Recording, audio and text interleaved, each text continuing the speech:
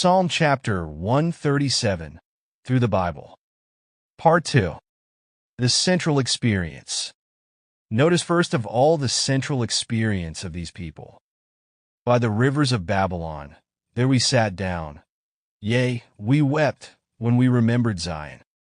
Psalm 137 verse 1.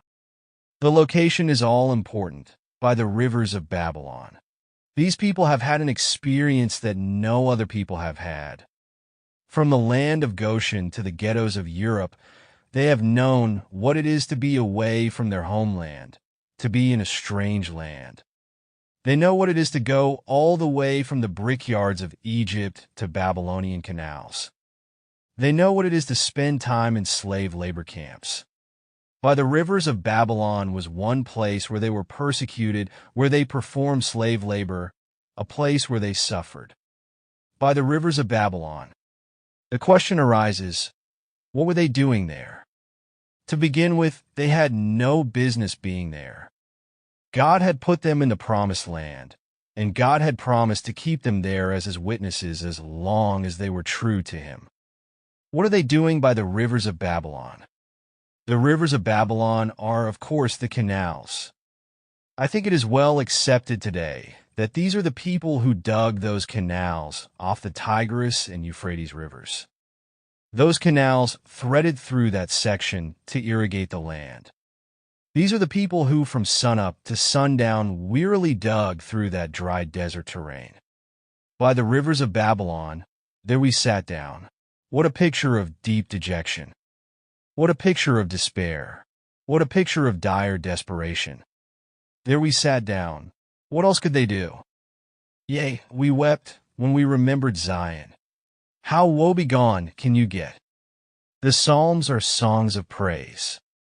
The Psalms express joy, wonderful faith, hope, and confidence. But not this psalm. This is the psalm in which they throw in the crying towel.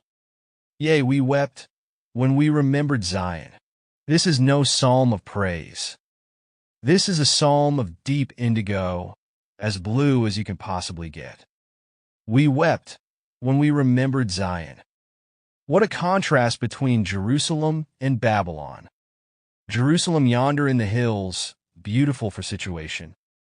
Babylon down on a dry plain. The people are not there because they want to be there. They are there because their city has been destroyed. They are there because the Babylonians, a people stronger than they, had invaded their city, taken them captive, and herded them like animals, and put them on slave labor. Now they are homesick. We wept when we remembered Zion. Why are they there? They are there because they have sinned. If you want the explanation from another weeping one of that period, turn to Jeremiah. He was a crybaby, but don't find fault with him, because, you see, when God chose a man to pronounce his judgment upon them, he chose a man with a tender heart. It was Jeremiah who told them their city was to be destroyed. It was Jeremiah who said they were going into captivity. God didn't use a brutal man to give that brutal message. He didn't choose a harsh man to give a harsh message. He chose a man with the heart of a woman.